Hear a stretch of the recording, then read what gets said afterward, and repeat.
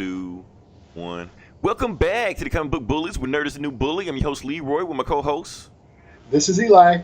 And we have a special episode for you today. This is an episode where we're going to talk a lot about dicks. Dicks. So if that rubs you the wrong way. Or ladies only. Or guys. Hey, or guys, whatever your preference. Well, everybody's included. We're trying to be diverse. We're trying to represent a diverse orientation. We're trying to expand our demographic. Yeah, there you go. So if you like hearing about dicks and you listen to this episode, you never listened to that episode before, we're the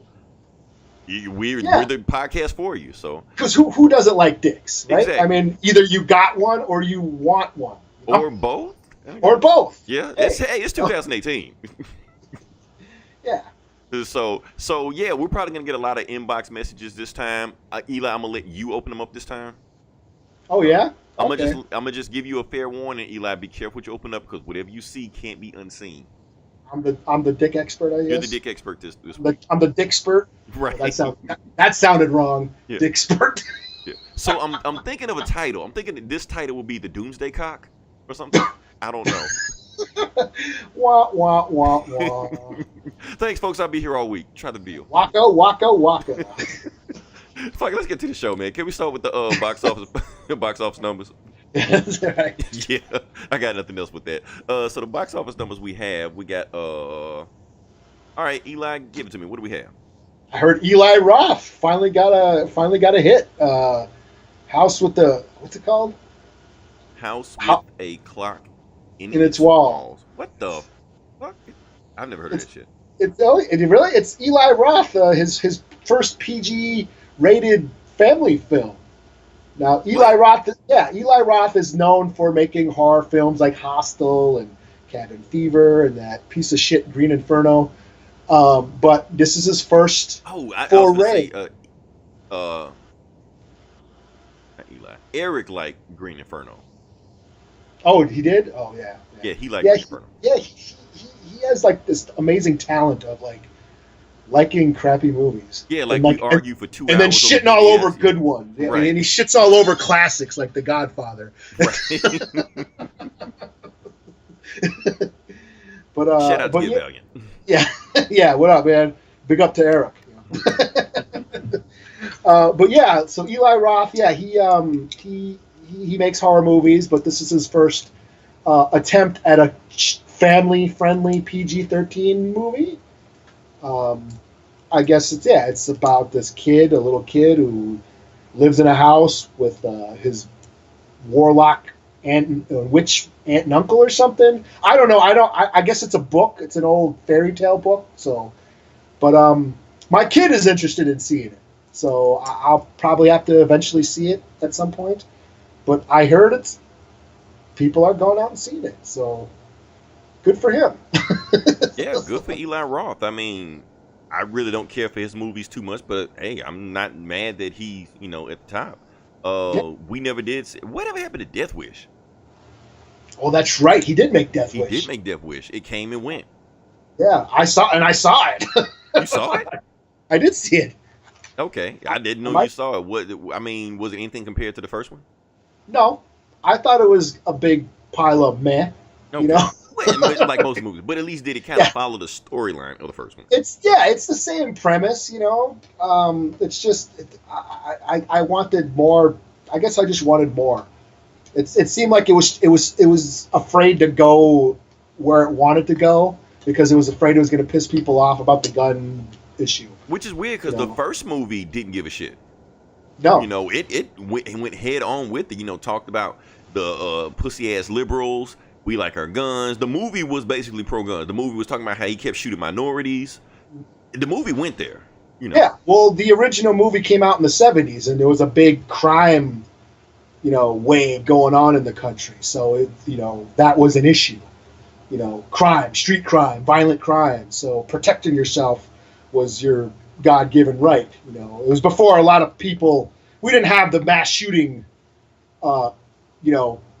thing going on back then. It didn't make the news like it did. It does. Yeah, it was a very freak occurrence. Like the guy who shot up the tower in Texas was like, one. Like that was like the only one for a long time. It was like a freak occurrence when that happened. Right. So, not as common as it is nowadays. So, but So yeah. yeah, good job for Eli Roth. I think we stood too long on a movie neither of us want to plan to see. Well, you plan to, but I don't.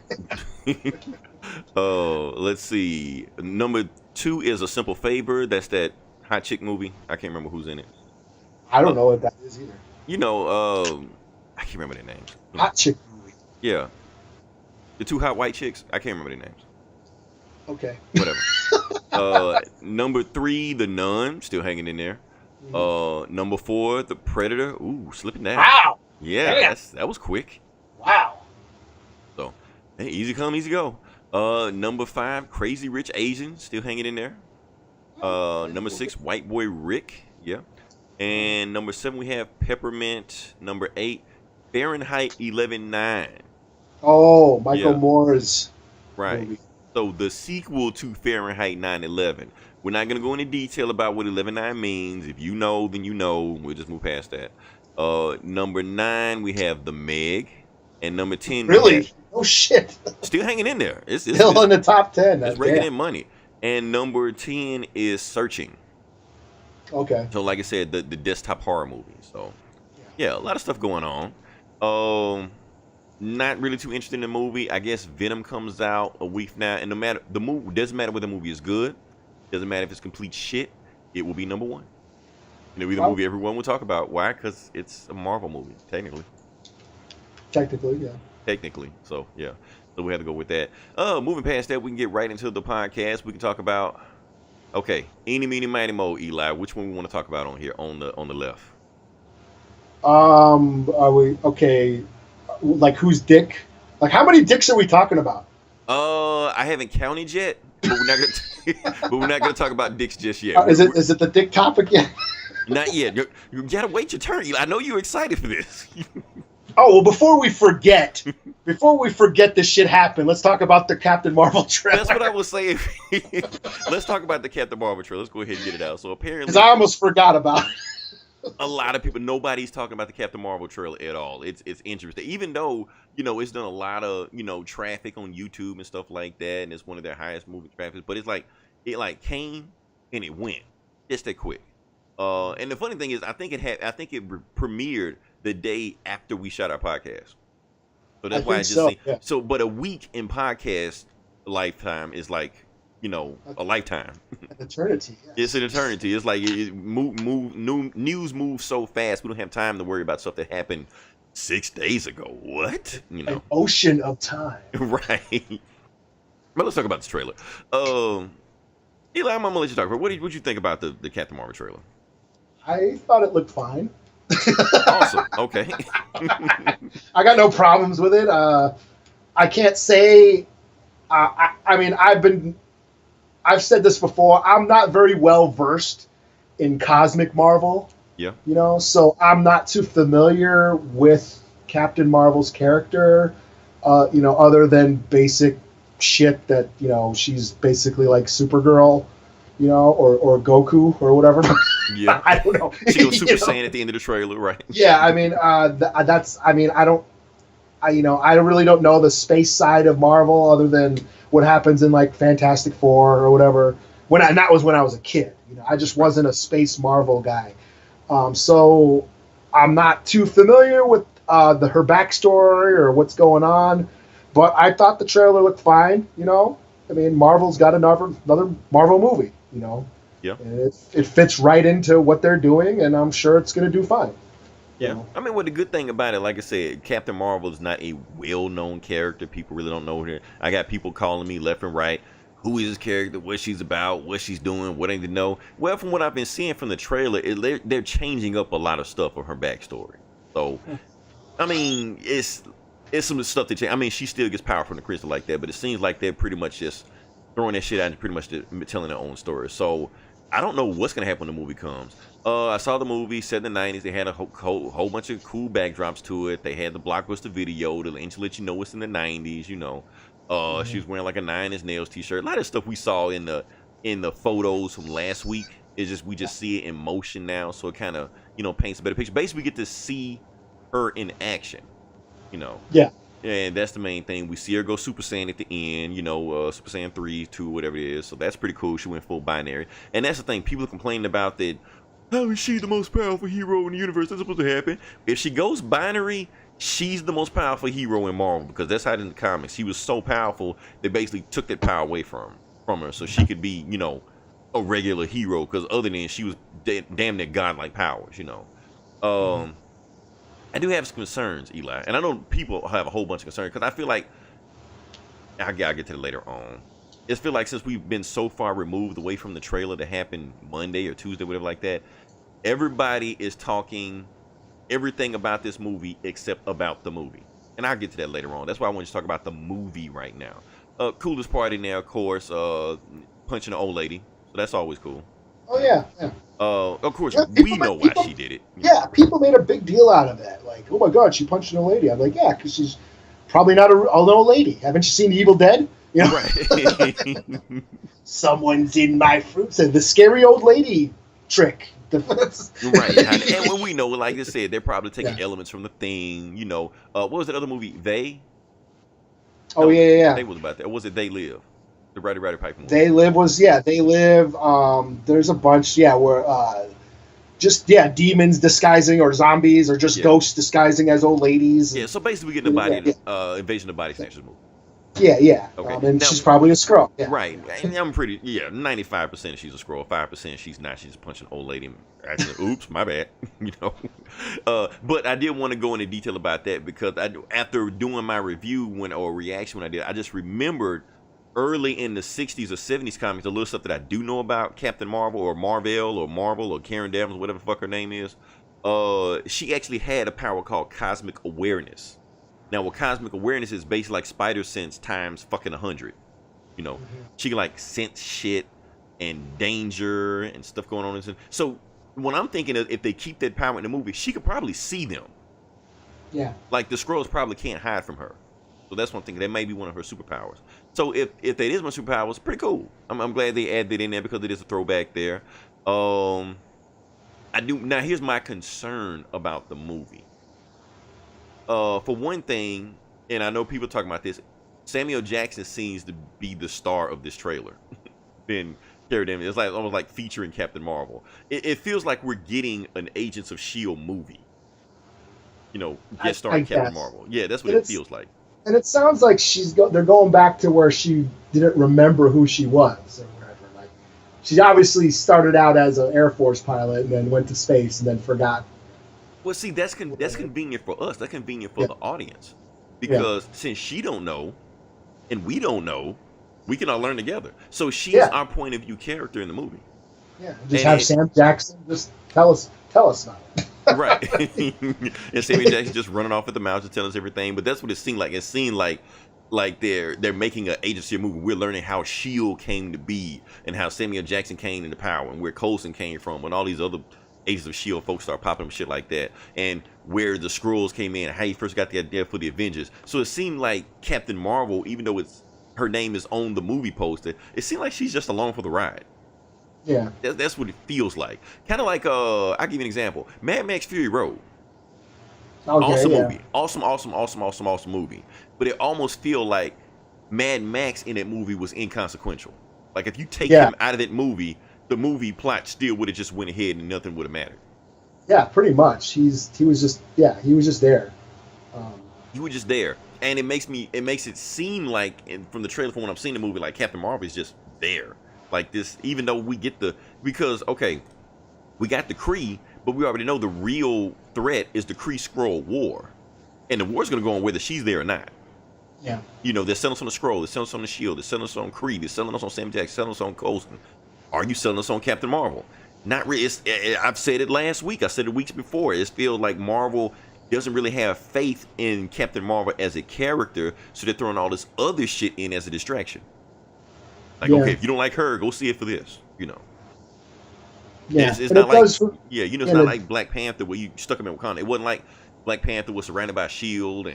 and Bucky and Cap and whatever the fuck else. It was just him. It was his story, and that's it. Same thing with Ant-Man. It was in their own little pocket or whatever like that. Where Captain Marvel, it just seemed like they're sticking her in somebody else's story. You know, Or like Wonder Woman, how she came from an island of Amazon women, right, and you know that had a message behind it. And right. here's the first female-led Marvel movie, and they're like, People keep saying it, but it's not really. yeah, And they keep saying it, but it's not. We just had the first female Marvel-led movie 2 months ago, and everybody seems like that didn't happen. Mhm. Like Yeah. Ant-Man and the Wasp, that happened. She was on the cover. If you watch the movie, she was the hero of the movie. Ant-Man was just there. He was just a passerby. Like, you could have took him out of the movie, and the movie just would have went on like it was before. Yeah, So- and they made such a big deal out of the Captain Marvel trailer. It said, how did the her or something, and you see the hero and the Right. her, and then they added the Hero, O, and that yeah. triggered everybody. And I'm so glad it did, because it's funny. Right. The usual suspects. And Yeah. you know, like these comic games folks, I go on YouTube and I see the same people that's trashing all the comic books and the Mockingbird, asking me about my feminism, you know, covers. Oh, they're going to town on this movie. You know, they're saying about, but the thing is, it doesn't work that well. The bullshit you pulling works in comics because nobody read comics. So you can dominate that medium. Movies, you can't, because everybody looks at movies. Yeah. So, and at the end of the day, people just want just a good movie. You know, I don't think this is gonna be, you know, a feminist movie. You know, where she's just going about how she's a strong, independent woman and she can take care of herself. I don't think she's gonna do that stuff in the movie. Yeah, I think they're just trying to sell it like like Wonder Woman, like how they tried to sell Infinity War like Black Panther 2. You know, they're just like, oh shit, everyone likes Black Panther. Well, let's emphasize Black Panther in the trailer of Infinity War. Right. And Wonder Woman, I think, did sell on that feminist angle. You know, they had the Yeah. whole thing about how we're not gonna let men in for the theater for the first. I wonder if they're gonna do that with Captain Marvel. Hell no. They got money to make. Yeah. honestly, Eli, you know what angle I've been seeing Marvel has been taking on that? I don't think they're selling the woman or the female or the feminist aspect of Captain Marvel as hard as they. I think they're actually selling it more on the military aspect. Yeah. Because it releases in March. Actually the trailer released on something that has something to do with the military. I think the Yeah. Air Force anniversary or something. Oh, I didn't know that. Yeah, or something. So I think they're going that angle more than the feminine angle, because since Wonder Woman popped that cherry, they can't go back to that well anymore. Yeah. Kind of like you make a Cyborg movie, you can't say the first black DC superhero. We saw Black Panther. We don't give a fuck about Cyborg. Oh, now let's get to the bullshit. Like I said, I Okay. wanted to say all the good things about the trailer and what I saw about the trailer. So let's talk about everything not about the trailer that people are pissed off. Well, actually, we just talked about it. I just thought about it. We all talked about it all at one time. Basically, how these assholes are saying it's a feminist agenda and stuff like that. Get over it, man. Just get over it. Quit being mad because they're shoving this feminist agenda. They turned Captain Marvel into a woman, and now they're shoving it down our throats. Newsflash, you fucking assholes. Captain Marvel hasn't been male since the 80s. Mm-hmm. Captain Marvel has been female for the last 30 years. Captain Marvel, Carol Danvers is not the first female Captain Marvel. There was one before her, which was Monica Rambeau, which was back in the 80s. The Marvel that everybody keeps talking about, that everybody wished was in the movie, he's been dead since the 70s. So there's no reason. Obviously, anybody talking about that shit doesn't read comics. Yeah. They're just making up bullshit just to fit some kind of crazy ass agenda. Because Yeah, even if we just go by Captain Marvel, she's been Captain Marvel since what, 2012 or some shit? Yeah, and you could also not have to watch it. That too. I mean, You know what I mean? boycott it. If you want to boycott it, boycott it. Who gives a fuck? Well, it's like the Mockingbird comic. They asked me about my feminist agenda. I didn't read it. Not because it wasn't, not because it was about feminism or anything. I am not a fan. Oh, it was No. heavily about feminism. Yeah, and I didn't. I I figured it would, but I was like, I don't know. I'm not a Mockingbird fan. I got a bunch of other shit I need to read. Whatever. I didn't read the female Thor. I don't even read the male Thor because I didn't give a shit. You know what I mean? That's sexist, Eli. You know? 'Cause you don't like Thor because he's a man. Yeah. You're racist. You read Miles Morales though, don't you?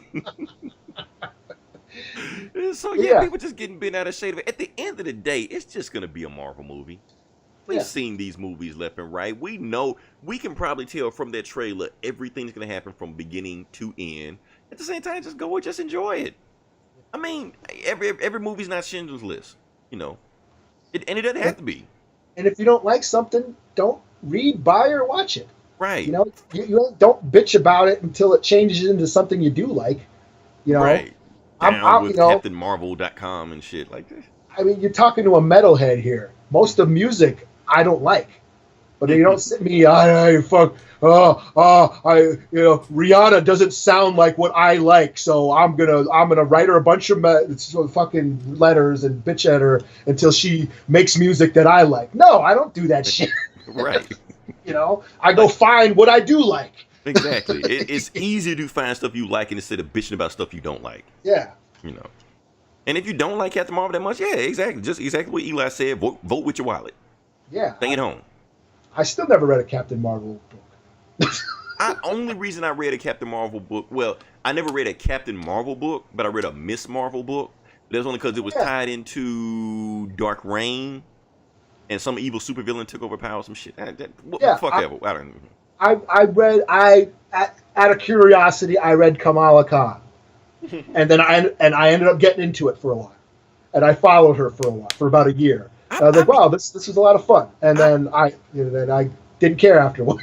I'll be honest with you. I just remember why I don't read Captain Marvel or even like Captain Marvel, because Marvel has been shitting on Carol Danvers for like 50 years. Remember that they ever do all kind of fucked up shit. Remember? Okay, I'm gonna go down the list. I was gonna write an article about this, but I'm just gonna make a list about all this. First off, Civil War II. Oh yeah, I Every didn't read fucking that. thing she did in that bullshit, and put Tony Stark in a coma. And so, let's rewind a little bit time before that, when she got fired from the Avengers by Tony Stark for drinking on a mission. So she was so drunk, Tony Stark, who's an alcoholic, fired her from the Avengers. That's two. Another one, Rogue. Oh, everybody just wait for this shit. People don't even care about Captain Marvel. They're like, when is Rogue showing up so she can just put her ass in a coma? You know, so this one. And the whole reason because Marvel wanted to kill her off because in the 70s she was raped by her own son in a stupid ass Avengers story. Wow, That's that sounds fucked up. that is really fucked up. But this is comics.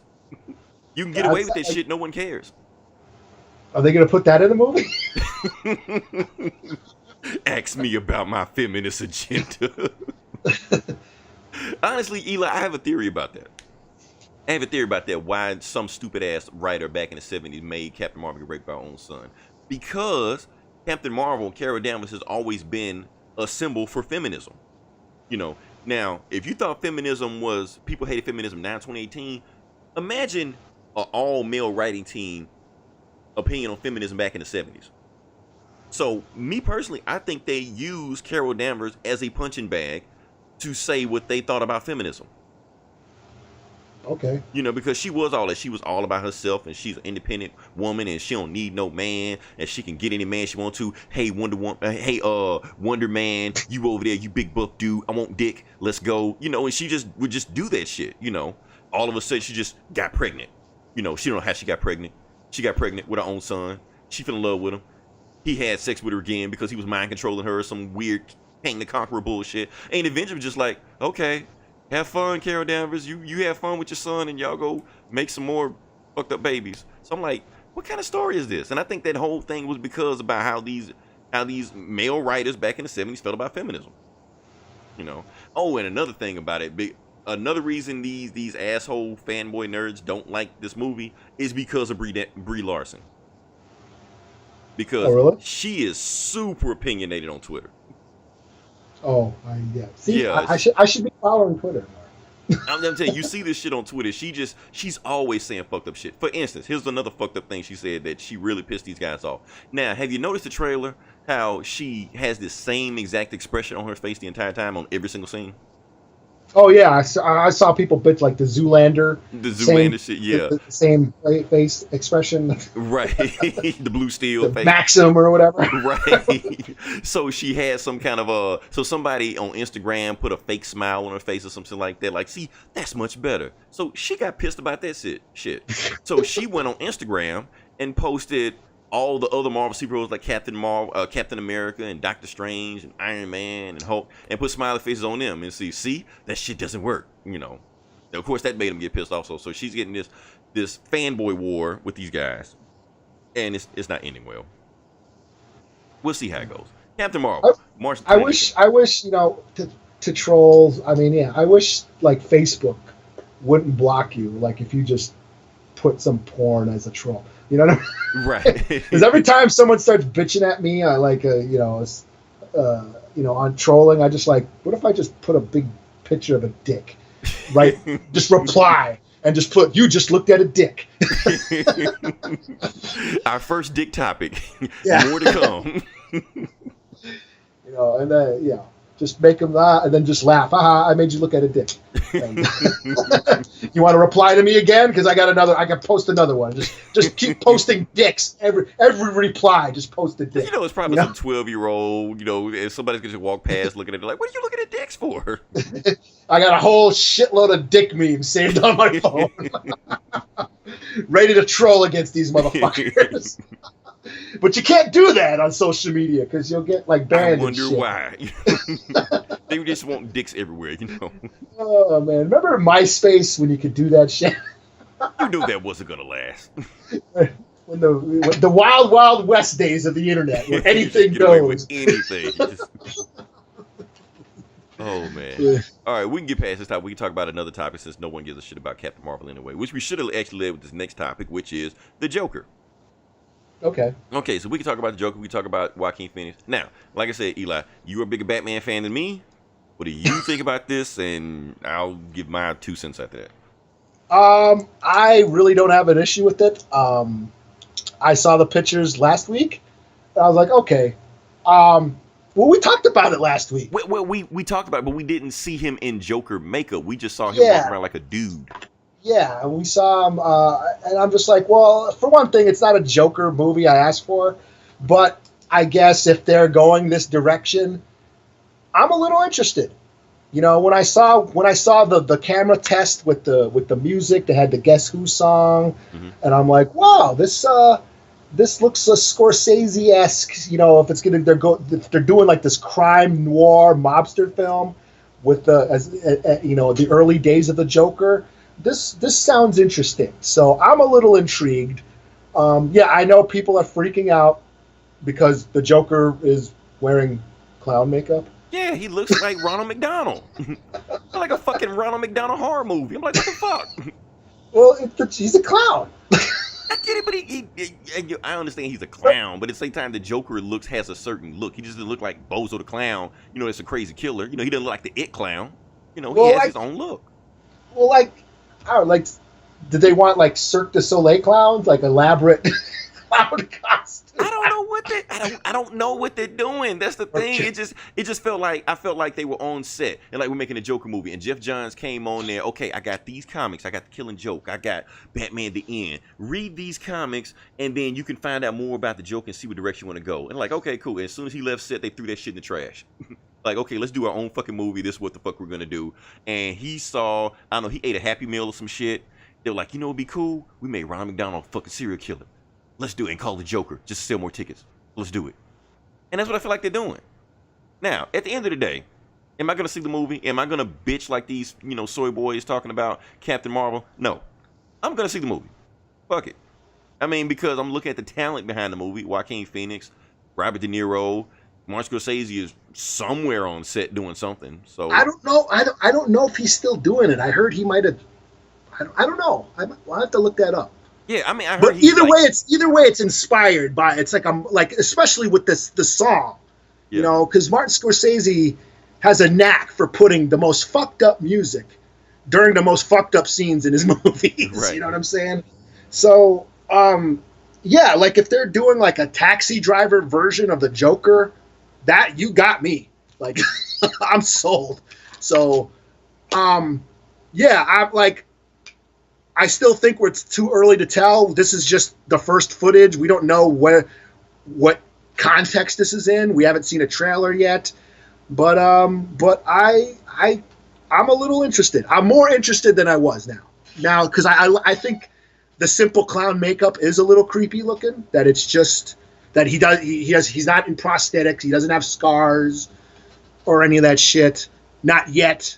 We don't know what this is yet or what type of what timeline this is yet. So it's in the 80s. I think it's in the 80s. I mean, like where in the I mean, I know Thomas Wayne is in it, so obviously Batman is still a boy. So this is going to be like way early on in the Joker's life. So I think we're probably going to see the prequel and maybe how he ends up becoming the Joker.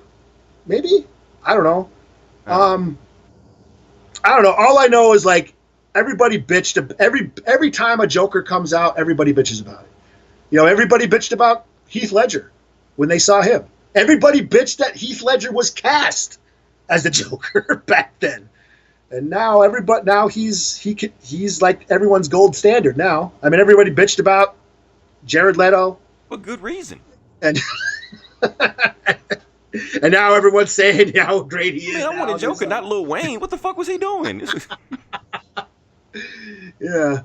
And everybody's saying, "Oh, Joaquin Phoenix, well, at least he'd be better than Jared Leto." I mean, is that the bar we're setting now? He's better than Jared Leto. That's what we're doing. Yeah, and Jared Leto didn't. And the thing about for me with Jared Leto is, and one of my issues with the Suicide Squad is, he didn't have enough screen time. Like there wasn't enough Jared Leto Joker for me to really form an opinion about. I formed an opinion. He had enough screen time. You know, he just didn't have a scene. He didn't have like a scene that defined his Joker. Because his Joker was all over. He didn't have a defining moment with the Joker. His Joker was all over the place. He was overacting. Yeah. He was trying too hard. It wasn't natural. I can tell in the very scenes that he was in. So I'm like, yeah, cut all that shit he was in. He's not a good Joker. Yeah, well, the guy on Gotham was better. Shit. Yeah, well, I'm just saying that was the movie's fault. They should have gave the Joker a scene for him to showcase what he can do. Jared Leto. And I wish we quit using the Heath Ledger excuse, like, we should give everybody a chance. Heath Ledger this, Heath Ledger that. Yes, Heath Ledger was an awesome Joker that everybody thought was bad. But most of the time, when people are miscast as roles, they're usually terrible at the roles to begin with. Do I have to bring up Jesse Eisenberg? Do I have to bring up Nick Cage as Ghost Rider? I mean, these are bad choices to begin with. So we know when we get the entire cast of Fan Four Stick, we know this shit is bad when it starts. So just because of one instance where it was good doesn't mean we should just give everybody a chance. No, some shit just looks bad. And Heath Ledger's dead. Wah wah wah. Sorry to break that news to y'all. Right. It was a great performance, but that's it. You want this shit. You got to find somebody else.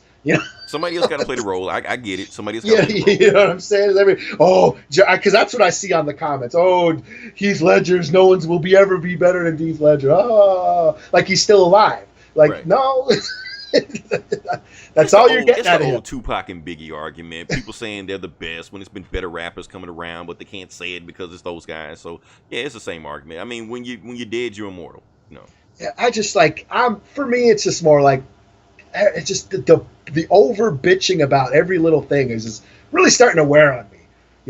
After Star Wars, my Christmas was ruined by Star Wars fans. I've been like, Jesus, we live in such an amazing time where we got all this cool shit and everybody complains about it. Like, what the hell? Do you remember us growing up as kids in the 80s? Yeah, we used to love that shit anytime some of this shit came out. We loved everything that came out. Right. We had all these cool movies, and we loved some more than others, but we still liked pretty much everything. I thought War Games was cool, and I thought Darrow was kind of cool too. Not as cool as War Games, but still kind of cool. Mm-hmm. Goonies was cool, and Explorers was cool too. And You know, it's just we had all these cool shit, and we never complained.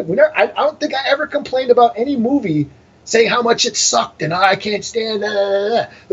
Like we're so spoiled these days. Or you loved it, or you was like, it's okay, but I still enjoy my time. Like people will complain about a movie they actually like. People complain about a movie they've seen 5 times.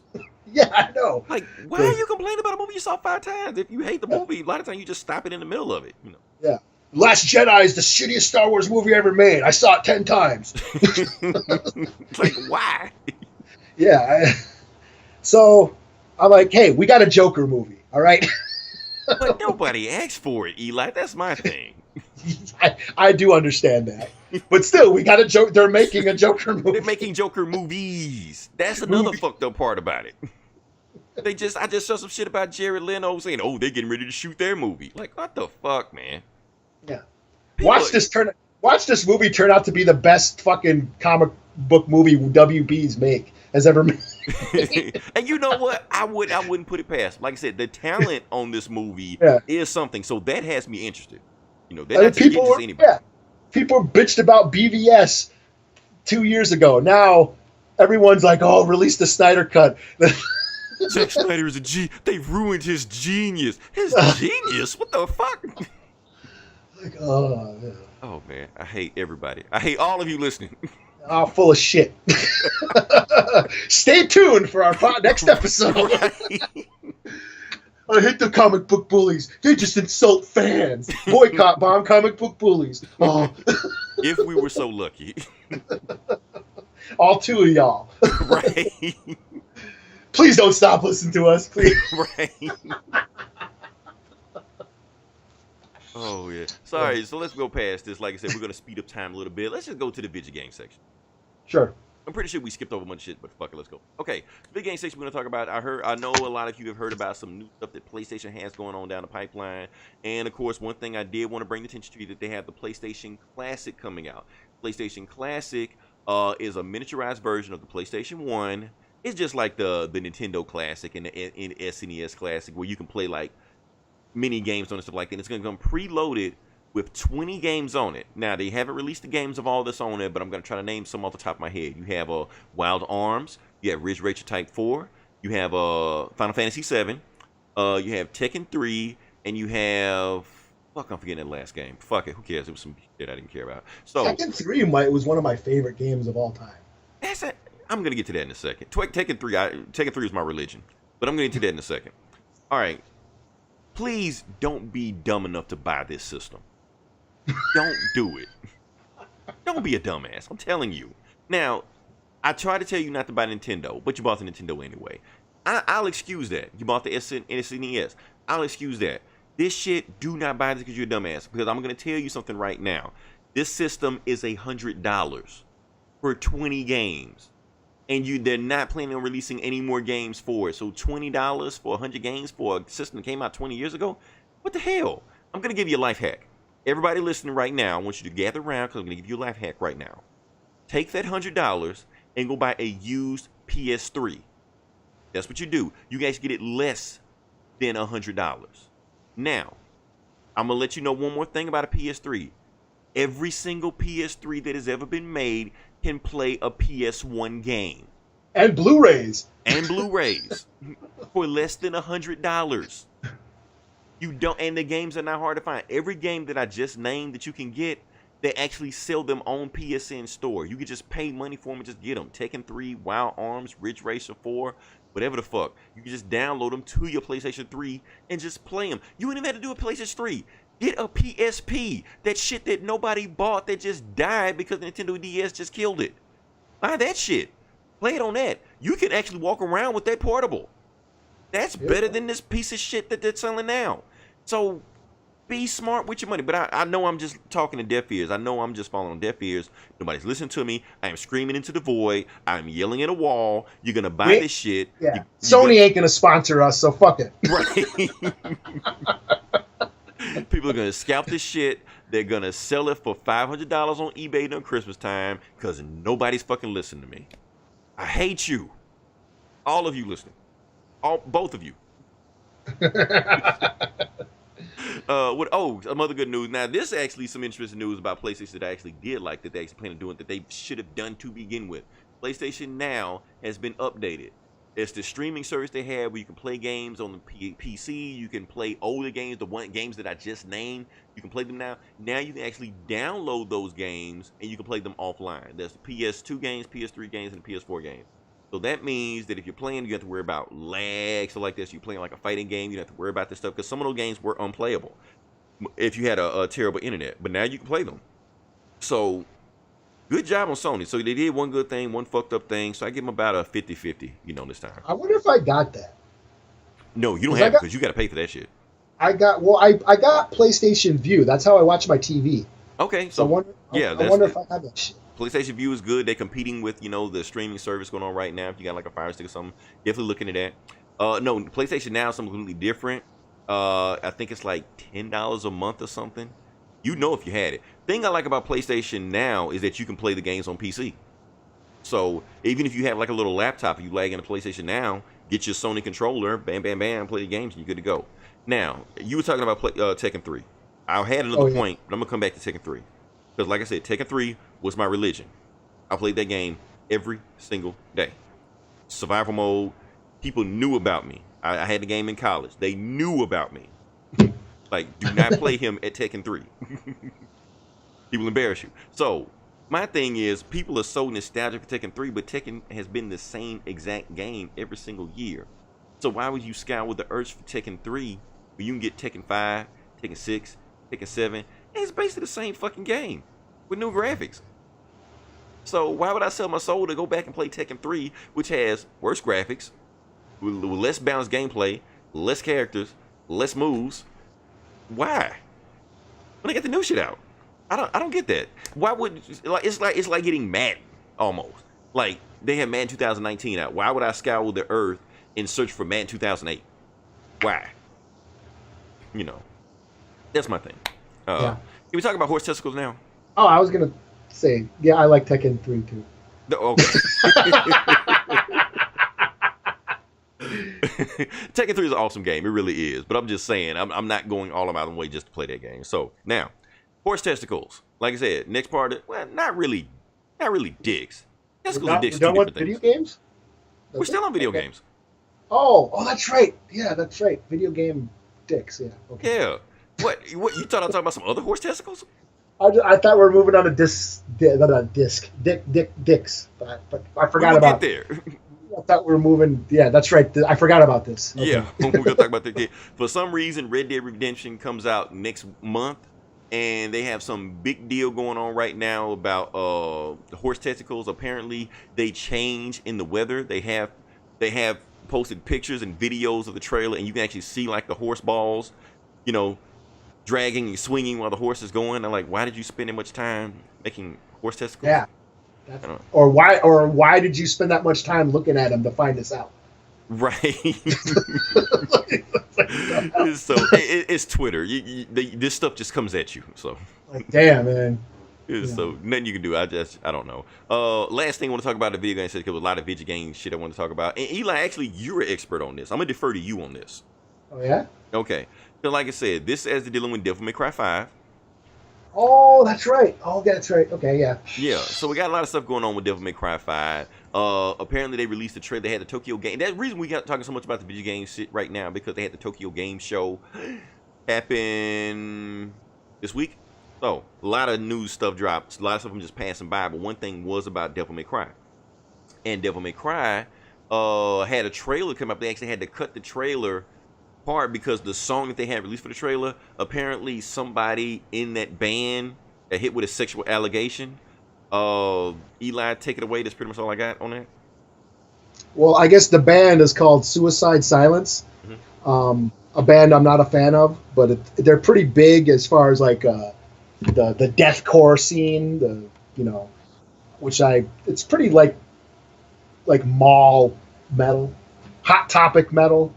Like accessible metal. Yes. Metal that metal for guys that don't like metal. Kids, yeah, basically, the kids are into, like, a lot of kids are singing songs about ex-girlfriends and shit, songs about pussy, and it's just whiny dudes screaming about breaking up shit, and not a fan. I'm an old dad. They call me the shit I listen to. These kids these days call it old dad metal, and I'm like, yeah, I'm a dad. I'm a dude. I don't bitch about women. You don't talk about your feelings in metal. I don't. The metal I listen to has more things to say than crying about some chick who broke my heart. So I'm not a fan of this band. That's about all I can say. So if fuck this guy if he's a pedo. So right, like gives me another reason not to like this band. Right. Fuck him and all the fans that enabled him. So fuck off. It's all your fault. So yeah, but I'm excited for Devil May Cry 5. That's me. I might get that when it costs $20 in 3 years. Yeah, I get it because like I say, it's a single player game. You got to get your money's worth of it. But I'm excited. I've been waiting for a good Devil May Cry. Damn, the last one came out the last one I liked was 2006. Yeah, it's been a while. Oh, I was playing Devil May Cry too. I mean, yeah, I was into that shit for a while. Before I had kids, and I couldn't really play games as much as I used to. But that was one of my faves. I love that game, especially 2. 2 I was really into 2. Just how badass he was. And then, of course, on Marvel vs. Capcom, when you can play Dante. Right, he's on there, and they got Virgil on there also. You can play as both of them, and yeah, that's awesome. That's a dope-ass game. So, love that shit. Yeah. Okay, now we can move on to the next part of the podcast. This is the bread and butter. We were just going to talk about dicks all day long. This is the part you guys were waiting for. And like I said, Eli, I guess I go first. Even though we both read the book, I guess we can talk about the book, whatever. Are we good? Oh, okay. You talking about Damned? Yeah. Are we going to talk about Yeah. All right. Let's get into it. Yeah, let's talk about it. We're going to talk about Batman Damned, or a.k.a. Batman's Dick starring Batman. Ain't that some sad shit? Right. I've been looking on Twitter. This shit is hilarious, man. All of these comic store owners, they just been having these stories about, no, we don't have the comic with Batman's dick in it. Yeah, and the fact that it's bigger, like it's like the size of a magazine. Right. It's bigger, like the size of this thing. It's big. It's thick. It's longer. You see how so much girth to this book. Oh man! So yeah, let me just break down the story. Let me get right into it. And this is actually a dense story in it too. Well, basically what happens is the book opens up. Batman wakes up in an ambulance, actually bleeding out actually from his sides, from his ribs. He don't know how he got there. The ambulance is getting ready to take his mask off. He wakes up, beats up the ambulance guys, gets away to the hospital, and he goes in an alleyway and he passes out. Trying to call Alfred to get to him. And somebody walks to him while he gets there. We get this flashback or some scene about this, how Batman falls off or jumps off a bridge and lands into a water where normally when you jump into water it's supposed to kill you, but somehow he doesn't die.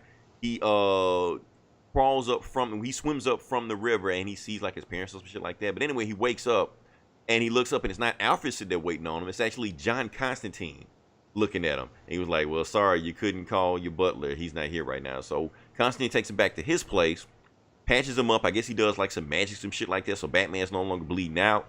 He's back to normal. Constantine trying to get some up to speed about what's going on. Like, yeah, the Joker's dead. He was found in the bottom of a river. And Batman, like, that same river, I recognize that river. I was at that river. He's like, that's the problem. We need to find out what happened. Like, did you kill Joker? Did somebody else kill Joker? We need to find out. So while he's sitting there talking stuff like that, Batman does his thing. He sneaks out and stuff like that. So Batman prowls the city trying to find out more information. He finds Gordon. Gordon is talking to this crazy dude that said he saw what happened. He saw how the Joker got killed. And he's trying to tell Gordon, like, why don't you believe me? You're like, because I think you're crazy. But guess what? He has some answer for you. So he points up. He sees Batman. The guy gets scared. He runs off. Batman chases after him. But somehow he outruns Batman or some shit. That's the part that kind of got me. I didn't understand that. But whatever. So yeah. Okay, Batman, just goes back to the Batcave. And here's what happens. So Batman takes off all his clothes, takes off his boots, takes off his cape, takes off his underwear, if he even wears underwear. I don't know. Just New 52, who knows? and he's just walking around, just swinging around, swinging wherever you want to go. He walks into the room with a whole bunch of bat suits in there and stuff like that, and he tries to reach for the bat suit, but one of the bat suits tries to reach for him, tries to attack him, and he gets scared or some shit, and he turns around, but the bat suit wasn't there, so apparently he may have been freaking out, or maybe the bat suit was attacking him. He doesn't know. Eli, what am I missing? Like I said, a bunch of shit happened in this book. Well, then he's basically searching. He gets into a disguise. He runs into Zatan. It's basically just him trying to make sense of what's going on. You know, that's what it seemed like. It's like I got this ethereal quality where you don't know what's real and what's not. He's struggling to remember what happened. Mm-hmm. He's obviously injured and he was bleeding out. We don't know. And then you have Constantine in there sort of helping him and guiding him. We don't know if, I mean, I got the sense that this might be all in his head. You know what I'm saying? It may be on his head, but at the same time, it was something else that happened in this book that was interesting to me. The flashbacks when he was with his parents. Yeah, and you see that. Yeah, it's what you said, because he was with his dad on the bridge, right? Mm-hmm. And his dad was with a woman. That woman was not his wife. That's right. Yeah, I remember that. Yeah. Yeah. So apparently, Thomas Wayne may have been into some other stuff, you know, and that's a thing they never explored before. You know, they never explored that, you know, Thomas and Martha might have had marital issues. You know, because even one part of the story is that Bruce is laying down in the bed and he hears them arguing in the next room. You know, you can't really make out what they're saying, but they're like really going at it. And, you know, and that witch, there's a witch in it. And, you know, that witch looked exactly like Enchantress from Suicide Squad. I thought it was the Enchantress. Well, that's the thing, because the Enchantress never looked like that in the comics. She only looked like that in the movies. Yeah. But in this, they're making her look like it in the movies. So we don't know who it is, but it looks awful lot like the Enchantress. And she's saying, Bruce, I'm scared of you, or Bruce, I'll grant your wish, or something like that. And I have a theory, Eli. Yeah. I think this book is trying to imply that Bruce might have killed his own parents. Oh, really? Yeah. Or might have made some kind of deal, or did something mystical or supernatural to have his parents shot because of all the bullshit they were doing. His dad cheating on his mom always yelling at his dad like that, and maybe he was just sick of the shit. Maybe even on a subconscious level, he didn't even recognize it. Okay, okay. That's me. I may be completely off, but that's just the sense that I got from it. Like, he was making a deal with that witch. You know, like, I'm sick of my parents doing this shit. You know. Okay. So. Now, I guess what I heard. Now, this is what I heard. After reading it, you know, I heard that this is supposed to be a direct sequel to The Killing Joke. And that in that Killing Joke, now they left it up to interpretation, but I think they're going on there's some people who have said that Batman kills the Joker at the end of Killing Joke. And so this is supposed to take place right after that. Oh, shit. Okay. I'm glad you said that, because I just thought about something. He says that joke at the beginning of this book. Yeah. Yeah, he says the joke about how they were going, and it's all about falling, and pretty much that whole first part of it is about that. Oh, damn, I didn't even think about that.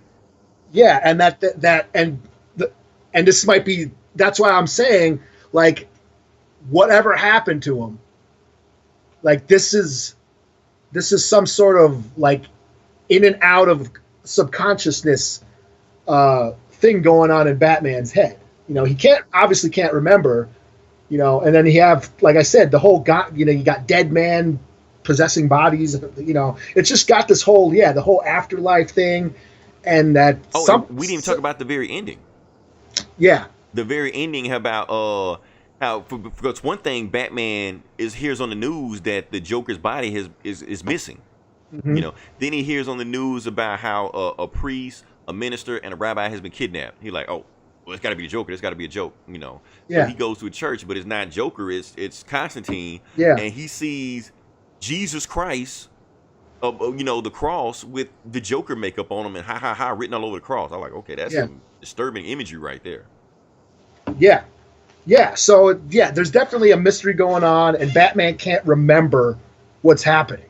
So, um, yeah, but when I heard about that this is supposed like if they're basically taking that theory and running with it, that Batman did kill the Joker at the end of Killing Joke, Hmm. and this is a direct result of that. So I don't know. Well, what did you think of the book? Let's go back. Okay, what I think about first off, the art is gorgeous. Oh yes. Like if I was just rating just the art by itself, 5 out of 5, easily, Yeah. not an issue. The story itself, I felt was all over the place. Mm-hmm. It didn't really know what it wanted to be. It kind of was tripping over itself. It wanted to be so mysterious and so vague. I didn't really get a sense of what's going on, especially since it's a 50 pages. You think of, okay, eventually I'm going to get a sense of what's going on. It never really felt like I got that. It felt like it was just kind of throwing like shocking moments just to throw shocking moments at you, instead of actually tying a complete narrative. Even if you're going to throw a mystery, you still have to have a narrative to it. Yeah. I mean, yeah, I thought it was like, yeah, it was going for this otherworldly, ethereal quality to the story. And you're not sure what's real or what's in Batman's head. I mean, he's struggling to remember what has happened. I mean, yeah, the art is gorgeous. I will agree with that. But I thought the storyline was kind of slow and kind of wandering. It didn't really, like you said, you didn't really grasp what the narrative was supposed to be. Right. And that they were just relishing in being dark and mysterious. Right. I mean, it's different between, like, let's say go back to Doomsday Clock. When we read one of those books, yeah, those books are slow, but at least every one of those issues have a beginning, ending, and middle to it. Yeah. Where this was just all over the place. And I also found the writing to be a little challenging. Just how the narration and the dialogue were like grouped together. Mm-hmm. Because you had John Constantine sort of narrating the story, and then you had these bits of dialogue, and it was getting just confusing. And after a while, I had to just say, okay, I'm going to read the dialogue, and then go back and read the narration. I had to, like, separate them just to get a sense of what was going on. Sometimes they feel like they would clash with each other instead of complementing each other. Yeah, I was finding it hard to keep track of what was happening. Like, okay, what are they talking about again? Let me go back and right. Because, somebody would say something, and then John Constantine would narrate all this poetic crap, and then someone else would say something. I'm like, what are they talking about again? Right. Because it didn't feel like they were talking about what they were talking about now. Yeah, he's talking about how God is insane and he's making this plain. But what they got to do with Batman chasing after a crackhead? Yeah. I don't know. So yeah, I mean, I'd give it a 4 out of 5. Just out of that. I mean, I it is a great book to look at. Mm-hmm.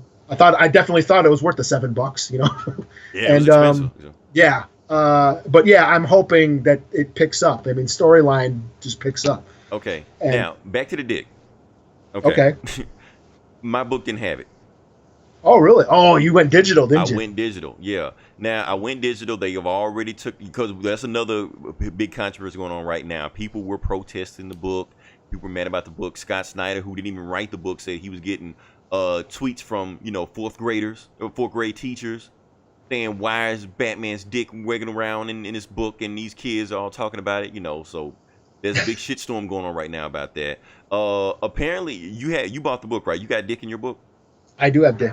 You got dick. Yeah, okay. There's a couple of dicks in there. Hang on to that dick. Oh, I plan on it. Putting it in a fucking glass case and shit. Dick in that old Chris Rock joke. It's like a dick in a glass jar. In case of emergency, break open glass. Yeah. But the reason I'm saying it because I've already checked the price on eBay. The dick books are already going for $100. Well, cool. Well, I got mine. So hang on to them.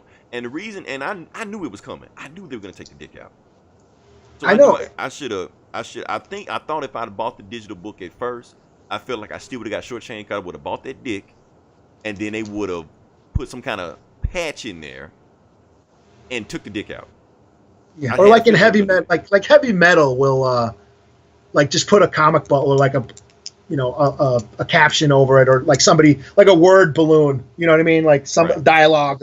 That's what they used to do in their censored, because the censored versions of the newsstand were usually censored. Because I mean, you would still see nudity, but some of those stories in heavy metal were straight up like pornography. Right.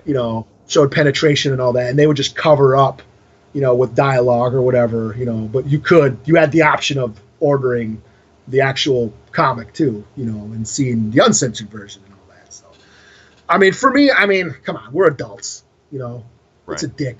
Who cares? Right, and the thing is, like, this book is made for mature audiences. It's called the Black. Like that. Yeah, it's the Black Label, the launch of the Black Label. It's supposed to be for adults, Right. You can't handle it. They're gonna fucking censor it. Oh, they already did. Right. So that's what I'm mad about, man. I feel like I got shortchanged, but hey, it paid off for him. Like, this dick is everywhere. For instance, when was the last time a comic book got this much attention? Yeah, other than being like a sexist Frank Cho cover, right? Running him out of the business, something like that. Because as hard as Comicsgate tried to be a thing, they've never made it past like the local, comics news. This bat dick is all over the place. The last time I heard some news that caught national news was what, Captain America's a Nazi? No, yeah. Okay.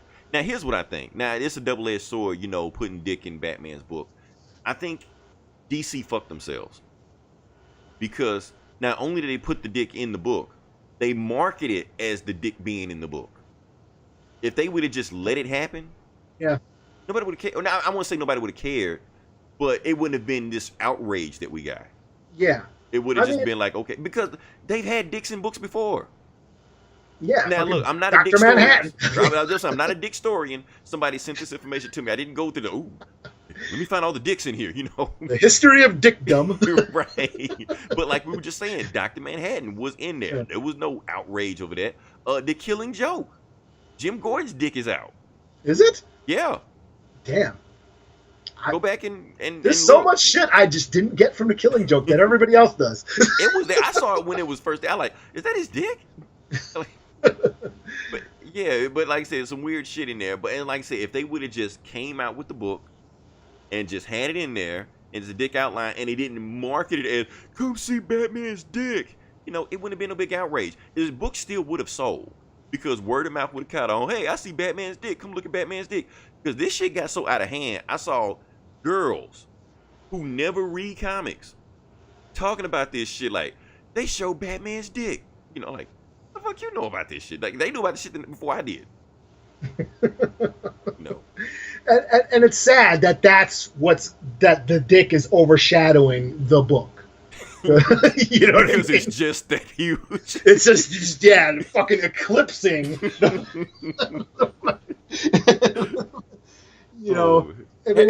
Have we gotten out all the dick jokes? Yeah. Or do we have some more left? I don't know, man. I think we keep going. Probably. I can probably freestyle some more. But I'm just saying, like, it's sad that they made such a big deal about it. that it's they're not paying attention that this is not a bad story. It's this is a cool book.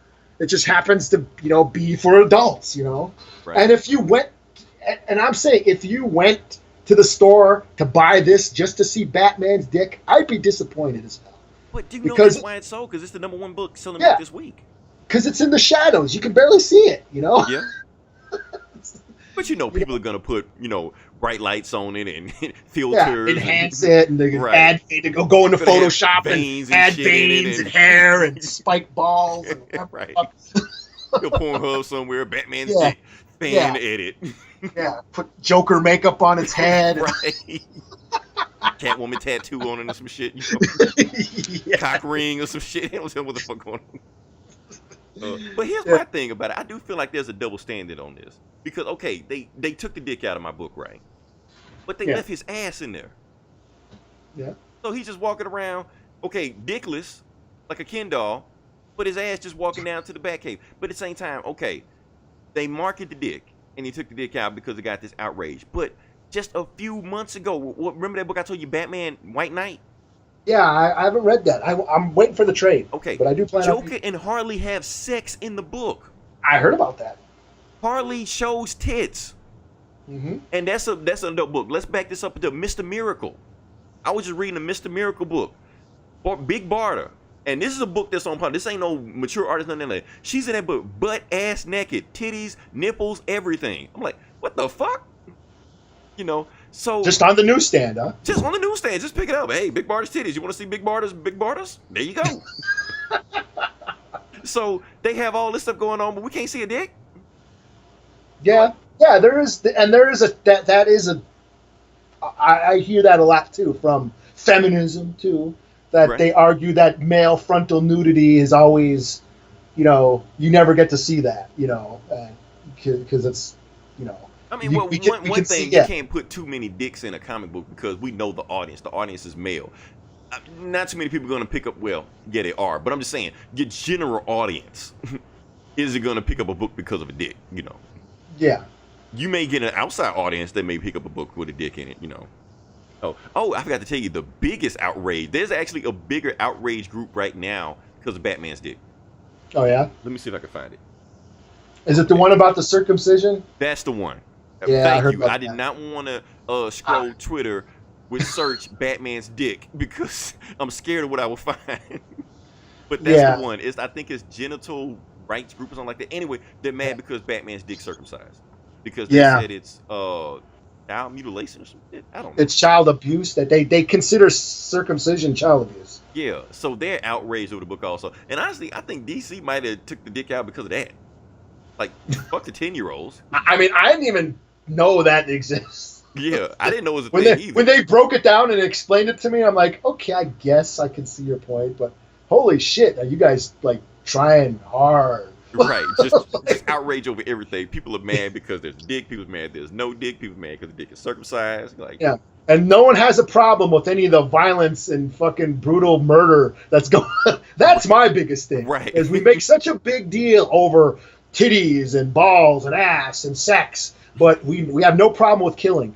We Right. can see violence all. We expose our kids to violence, all that shit, no problem. But they see a boob or some balls, oh my god. see, now you it's- take me back to my childhood. Okay, I'm gonna explain it. I know that sounds weird, this segue, because the reason I'm going back to it because I remember going to the movie theater and watching these violent movies like RoboCop and Terminator and all this stuff like that. And you go watch a violent movie, you can blow anybody's heads off, you can shoot them in the kneecap, anything. But the moment a sex scene come in, then your parents tell you, "Okay, cover your eyes." Cover your eyes. Yeah. Like, what the fuck? Yep. We just saw RoboCop shoot up a crack house. Yeah. But now you're telling me to cover my ears, cover my eyes because some drug dealer is snorting coke off a chick's titties? Yeah. Okay. Or when it Then- finally comes. But then Yeah. when a guy walks in and kneecaps a guy with the gun, now I can watch that scene. Yeah. And then when the movie finally comes out on video and you can watch it by yourself without your parents around, and you're like, okay, I finally get to see that scene, and you're like, oh, and then it comes and goes, and you're like, that's Right, it. it's like a second. It's just a chick That's- just stands up, just runs out of the room with her nipples out. Like, that's it. Yeah, that's it, man. I Oh, waited man. 15 years to see just this one scene. Yeah. Yeah. Oh, They can barely show anything, right. and it's a dude's butt. It's a dude's ass. They didn't want me to see. Right. Oh, that's the. But hey, we turned out okay.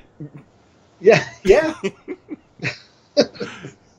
Oh man, kids are too soft nowadays. Can't even see a damn dick. Okay. So what do you rate this book? Back to the book. I give it a 4 out of 5 also. Cause like I Yeah. said, art 5 easily. Writing, Yeah. I say 3.5 out of 5 because there was some interesting stuff in there. It just took a while to get there. Yeah, I'm just wondering just trying to get a grasp on what exactly is happening. Yeah. I mean, like I said, What's real, what's painting the not. Waynes in a different light, that interests me. Yeah. Because Yeah. we always had them like these, patrons of, sainthood, but now they're saying that maybe they've not been all rosy. And it kind of makes sense. Like I said, they're rich billionaires. What really rich billionaire married couple has a perfect life? They may look like yeah. it on camera and on TV, but behind the scenes, there's some bullshit going on. Oh yeah, I'm sure they own a secret island somewhere where they have some sex cult orgies. Right. Hiring all the porn stars and come to my island and put these weird fucking Greek god masks on. Right. Eyes wide shut or some bullshit. Yeah. Yeah. Oh yeah. So, Oh damn. Okay, it's your turn, Eli. Even though I know we kind of shared the spotlight, I'm gonna let you go on the next one. well, I guess since we're doing Batman, I'll do Batman 55. Cool. Okay, I had know nothing about this book, but you can go ahead and break it down for me.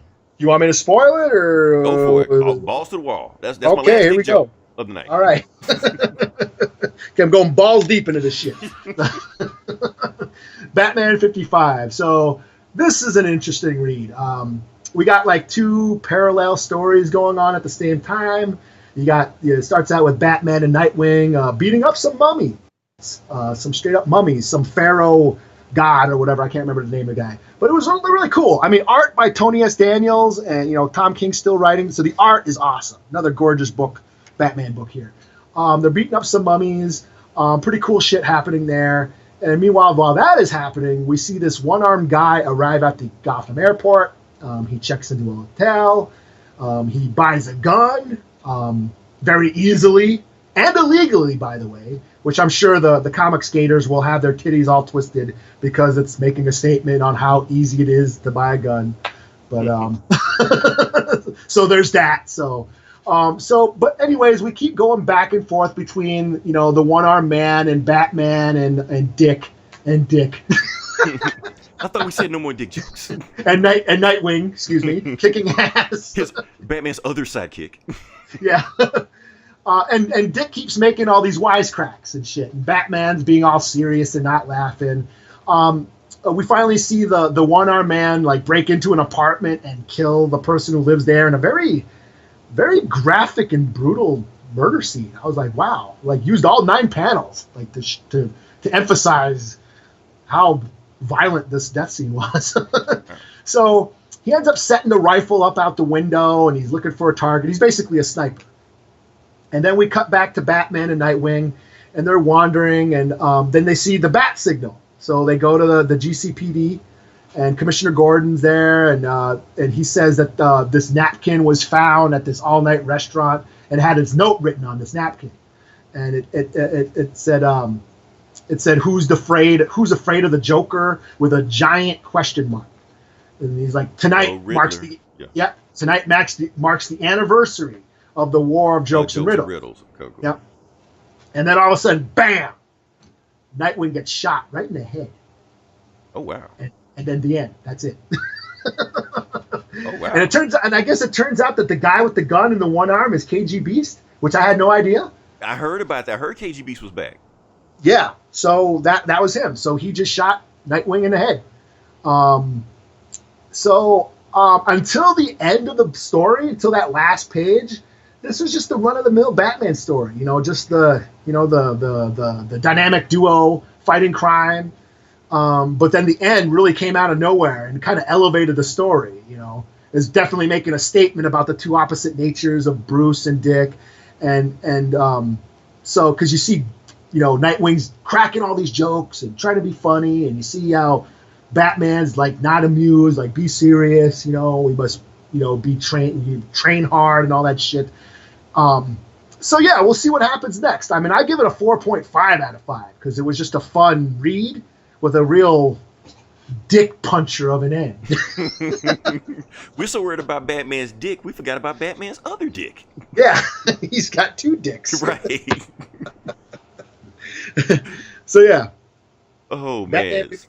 Pretty awesome. I heard about that. I do want to make a recommendation. I know a lot of people heard about KG Beast, but don't really know anything about KG Beast. So everybody listening, I want you to do this. If you're looking for a good KG Beast story, go back and read Batman 10 Nights of the Beast. It is an awesome story with KG Beast in it. Awesome character. He hasn't been in anything else good other than that, but that book was awesome. So, I'll have to check. I have not read that. I'll have to check that shit out. 10 Nights of the Beast was awesome. It's only like a 4-part story. So it's like super quick, so it's easy to get in it.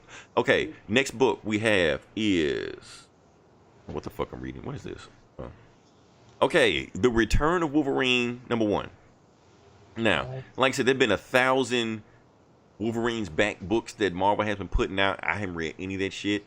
And to be honest with you, reading this story, I don't think the writer read that shit either. The writer of this story is Charles Soule. Yeah. Whatever. Charles Soule. Yeah, think of that. Anyway, the same team that made the Death of Wolverine book made this book. And they're the same team that made Old Man Logan also. So basically, I guess it's a continuation of this. Basically, how the book starts off is that Wolverine is like waking up, and he sees blood all over his hands, dead bodies everywhere, some animals in a cage locked up, and he's bleeding out on his left side also, like in the same spot Batman was bleeding also. And he sees this guy bleeding out on this doctor that's bleeding out, and he goes to him and he's like, you got to help me. These guys that came here and took everything from me, you got to go at me. You got to kill them. The name is the Satoria. I think I may be fucking the name up. Satoria, and they're led by this evil bad chick named Persephone. So you have to go. You have to find them. You have to kill them, because if you don't, they have the technology to destroy the world or to take over the world, and you're the person to stop him. Like, I'm just one man. How am I gonna take it over? You got to do it. You're the Wolverine. You got to do it. And then there's one more thing you got to do also before you leave. And he grabs Wolverine's hand, makes it a fist, and then puts the fist up to his head. He like, you have to kill me. You're like, wait, what? I'm not gonna kill you. Like, you have to be the one to kill me, because if you don't, if they capture me, it's bad for the rest of the world, because my knowledge in my head is enough to destroy everything. But before Wolverine is looking at him crazy, don't know what the hell to do. A grenade goes into the room, blows up the room, of course, kills the doctor, anything like that. Wolverine gets blown up too, but you know, he heals because he heals or whatever like that. But it's one little bit, that same part that is on his side that was attacked actually doesn't heal. For some reason, everything heals him except that little part right there. So Wolverine walks out of the room. He sees this military camp. Before he goes down there, he sees this motorcycle there at the top of the cage, and he also sees a assault rifle. So he puts the assault rifle on his back, gets the motorcycle, rides down to the military base, sees the military base. He sees it's actually really an internment camp where these other scientists and these families are down there. These military dudes and army just start torching everything, just start blowing up everything. And then they see Wolverine riding towards them on a motorcycle, so they start sniping at him and shit like that. So Wolverine pulls out a assault rifle and starts shooting these guys. So I'm telling you right now, Wolverine with an assault rifle is some awesome shit. You're just taking out motherfuckers left and right. But eventually they get him and they take him out. And he wakes up and he's helped up by this other scientist. She said somebody had kidnapped her son, killed her family. It's the same team, the Satoria army led by Persephone. And Wolverine, you have to be the one to get these guys. You have to be the one to kill him. You're like, first off, why does everybody keep calling me Wolverine? Who the fuck is Wolverine? And like, wait, what? So yes, he has amnesia again. He doesn't know who he is. So she's going back telling him the whole story of who he is, how he came to be Wolverine, and even the story of why he wears yellow and blue. The reason he wears yellow and blue because there was a story about this guy, this grown guy that got fired from his job. So he put on like some kind of war suit or whatever like that. Basically a terrorist, you know, a school active shooter, whatever like that. So he tried to go into a hospital, but Wolverine decides to wear the yellow and blue of that country, because he said that bird that flies, that's their symbol, is so distracting that they always focus on that bird. So he wanted that shooter to only focus on him, because while he's getting ready to shoot these bad guys, shoot the innocent people, he just see this yellow and blue dude running at him. He just turns all his fire on him, which is what Wolverine wanted him to do. He shoots a shot at Wolverine. Wolverine heals up, takes his claws out, and before he turns the guy to hamburger, it cuts to the next scene. You know, so obviously Wolverine chopped that dude up to pieces and shit like that. And Wolverine tells the woman that's telling the story, so you saying I'm a hero because I kill people? They're like, no, you're a hero because you save people. You know, blah, blah, blah, whatever.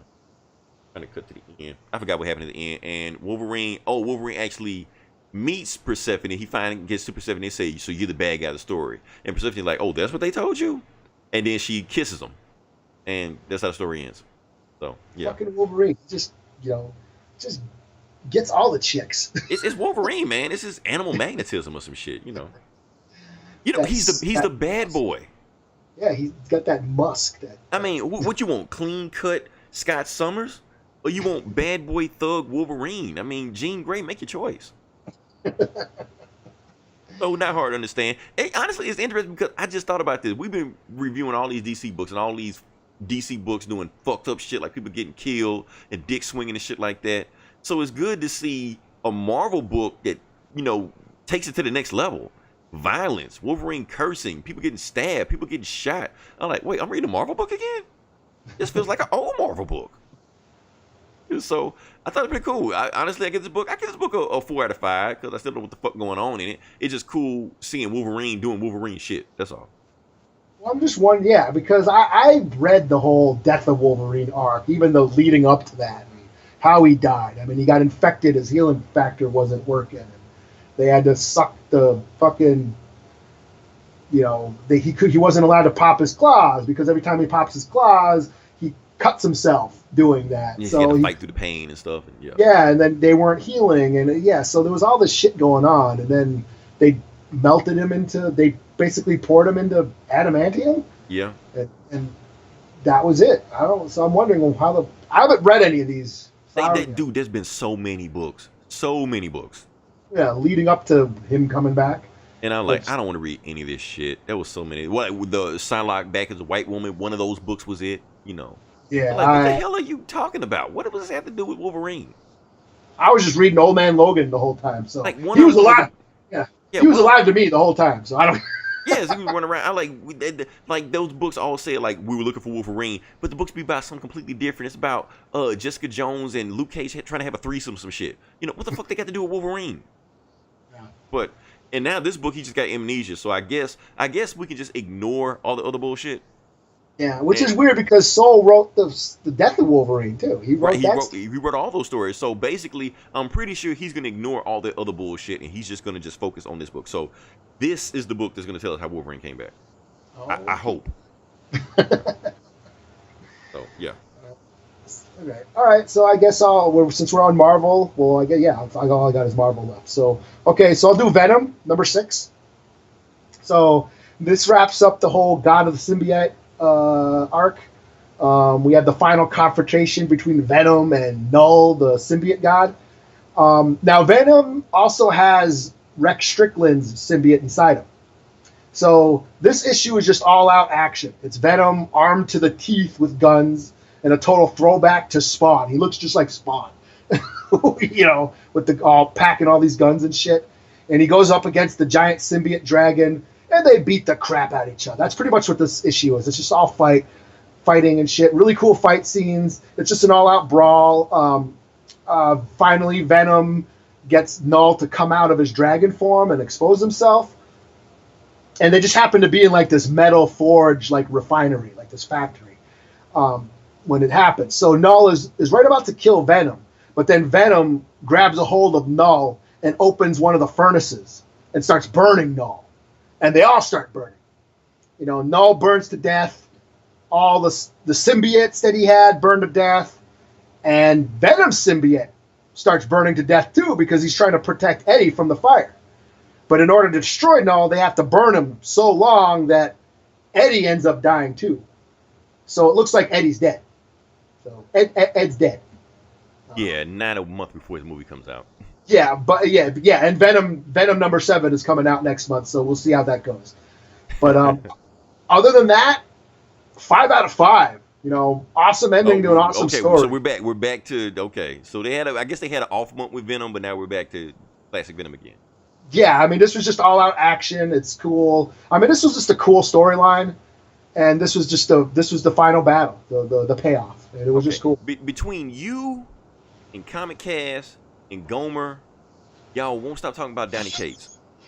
So what I'm gonna do, I'm gonna just go back on Marvel Unlimited and just start from the beginning and just read as much Donny Cates as I can, because y'all will not stop talking about this guy. And this is the only one I'm reading of. Like, I'm not reading any of that Cosmic Ghost Rider shit. I'm not reading any of that. Or his Thanos? Is he reading that Thanos? Is he doing Thanos? Yeah, they review all that shit. The Ghost Rider and Thanos. That shit is wild as fuck. Like I said, I'm just going by what they said on that book. They said in the Cosmic Ghost Rider raised Thanos as his own son. But since Cosmic Ghost Rider used to be Punisher, Thanos is a Punisher. You got the Punisher skull on with guns and shit. I don't know what the fuck going on in that book, man. Yeah, it sounds crazy. I mean, yeah, but the Venom was the only one I was reading. I thought Cosmic Ghost Rider sounded stupid, so I didn't read it. But I guess I might have to. I got Marvel Unlimited. I'll probably go back and start reading that shit too. Yeah, because because basically Cosmic Ghost Rider, you know, he was Frank Castle. He became Galactus Herald or some shit and whatever. I heard about that and I was just like, oh, really? Yeah, but Thanos Punisher, and he shows up seeing Ghost Rider like, hey, Dad, you know, some shit. Yeah, because I think you were telling me like Thanos had like Hulk as a dog or some shit. Yeah, And it was just wild weird, as fuck, man. yeah, just weird shit. So Yeah, and he was like, you know how Ghost Rider got the penance stare that fucks you up. yeah, Like yeah. Thanos was just staring at that shit for fun. Oh, that's right. I heard about that. Yeah. Like, So I'm like look at all the fucked up shit I used to do. You're right. Like, how fucked up are you to do some shit like that? Oh man. Yeah. So, oh yeah, am I next? Yeah. Okay, so we got hold on. We have Justice League number 8, but it's really Legion of Doom Part 2, because like every so often they change the book and Legion of Doom becomes the main starter books. Okay, that's Okay. right. So that's what happened here. Like I said, last issue I left off, Starman showed up in the Hall of Justice and was telling the Justice League, one of you gonna die, blah, blah, blah. I got the secret or whatever's going on. So let's rewind time back to 1988. In 1988, this satellite sees the totality. Like I said, the totality breaks through all time and space and shit like that. Anybody can see it. So the totality passes by Earth and it strikes one guy. And that one guy becomes Starman. So apparently, since the totality is kind of like fucking up the DC timeline, like giving people powers that it didn't give before and all this stuff like that. So it's 1988, Starman got power, he's a superhero, stuff like that, and he gets fucked up and beat up by Lex Luthor. Apparently, Lex Luthor wants this totality so bad, he made a time machine to go back and fuck this guy up and torture him to get the information on how he got the totality. So that's why he shows up in the Justice League Hall of Justice to tell him that Lex Luthor got some information that y'all need to know about, and he's really fucking up some shit. So Lex Luthor is so desperate to get this information about the totality, he decides to do the one thing that he said he wasn't going to do. He was going to go down to the basement of the Legion of Doom, which he has locked away with the most secure shit in the multiverse, to talk to the Batman Who Laughs, who is locked up in a chain, in like 50 million chains that nobody can get to, because he want to make sure that Batman Who Laughs can't lose. And he's talking to him and shit like that, and trying to get information out of him. Information can't get out of him, and the Batman Who Laughs tells Lex Luthor, he actually pulls out a lockpick out of his tongue. He's like, Lex, I'm Batman. Let me understand this one now. I'm not Joker. I am Joker, but I'm really Batman. I could have broke out this shit anytime I fucking felt like it. Only reason I'm here because I like fucking with you. You know. So basically doing this whole Silence of the Lambs type thing, going back and forth like that. You know. But while they're doing it back and forth, we cut to the other scene where Black Manta and Cheetah are looking for this other part that can help control the totality. So they come onto this dock station or whatever like that, and Black Manta says, I'm looking for this captain named what was his name? I'll make up a name, Patriot, some shit like that. I don't know. I'm looking for this captain. Anybody who tells me where this captain is right now, you'll be the first one to live. But I'm gonna kill everybody else. And the one dude just pops up. He's in this light tower. He's in this light tower. Don't kill me. Don't kill me. I told you first. You're like, thanks. Remember I told y'all gonna let you live? I lied. He visions every fucking body on the shore, whatever like that. So then they rush in, and Cheetah sees the captain run away, and he sees them. He's like, oh shit. So he runs off. But the thing is, Cheetah, and I actually looked this up in the DC Wikipedia, she's actually faster than Superman. So she catches the guy easily, slits his fucking throat. And she looks at him like, oh, you thought that was going to stop me, huh? Your magic's not going to work on me. And then she shows up like, because I got some magic shit that helps me kill gods. Isn't that right? Poseidon. So apparently the captain they were looking for is Poseidon, the god of the seven seas. Cheetah just slits his throat like nothing. She like, I've been wanting to do that for the longest, because I know he's related to Wonder Woman. So I know she's going to feel that shit, you know. So they leave him in there, blow up his lighthouse, whatever like that. And yeah, he's dead. And they're just happy and shit, you know, because they got whatever they was looking for. So cut back to the Silence of the Lambs scene with Lex Luthor and the Batman Who Laughs talking shit like that. And Lex Luthor's tired of the Batman Who Laughs not giving him any information. So he's like, I'm going to leave you. You're like, Lex, if you leave, I'm not going to tell you about her. You're like, what's her? Wait, what her? What her am I looking for? Her with the Source Wall. What do you think? The Source Wall was a prison, right? Who do you think they were locking away? When the Source Wall was broken away, of course, she was in it. And her name is Perpetua. She is the person who controls the totality. She's the person you're really looking for. You control her, you control totality. Okay, so where is she? You're like, that's the question. And they cut to the scene, and apparently she's in that totality machine that the Justice League had back in the Hall of Justice. So she's in the Hall of Justice with the Justice League. So that's how the book ends. So this book, here's the thing: the Legion of Doom books are way better than the regular Justice League because they're written by somebody else. Scott Snyder just fucks himself all up with these other books. I don't know what the fuck's going on. This shit just straightforward, get to the point, and I know what the hell's going on. So yeah, next week we're gonna be back with Scott Snyder, and I don't know what the fuck's gonna happen in this book again. So I guess I gotta wait for another Legion of Doom book to find out what the fuck's going on in this story. So it's just universes colliding with each other, and they gotta go find some key that's actually a planet. And it should be just that simple, but Scott Snyder finds a way to fuck that up. Yeah. So I don't know. 4 out of 5. I mean, this is another standard. 4 out of 5, huh? Yeah, it's not. I mean, it's this other Justice League story, them destroying the universe. I mean, that's every Justice League story, you know. Yeah. But at least I understood what the fuck was going on in this one. Yeah. So that's why I give it a 4 out of 5. So yeah. I'm booked out. So all right, you have it from there. I'll just do one more. I was gonna do Immortal Hulk, but not much happens. Justice League. Avengers are after the Hulk now. So basically all that happens in the new Immortal Hulk. But I'll go with the Captain America Annual #1. Okay. So now this is not by Coates; it's by T.D. Howard. I don't know who it is, but okay. And art by Chris Sprouse, Ron Lim, Carl Story, Walden Wong, Scott Hanna. And that's old school there. Okay. Yeah, and Jesus Albertov, Eric Arcienega, and Israel Silva. A lot of people working on this motherfucker. Yeah. But it's a big book. It's an annual. It's a big book. So basically, we're taking it back to World War II. And Cap and Bucky are behind enemy lines in Germany. And they find a family of civilians that have escaped a concentration camp. And they basically escort them. They're trying to escort them to safety. You know, they got the Nazis hot on their trail. They're trying to defend themselves and all that shit. Pretty cool war story. Just having Cap be Cap and seeing what makes him a cool character. And, you know, he's such a good guy, righteous and forthright.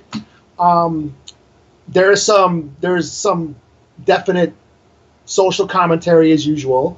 You know, the prisoners were not Jews but Russians who fled Germany or fled to Germany from Russia to escape religious persecution, you know, only to have them have to escape Nazis. So there's that fine little commentary going on in there. One of them is gay, and he basically makes Cap promise him to take him to America because he thinks that he will be treated better in the U.S.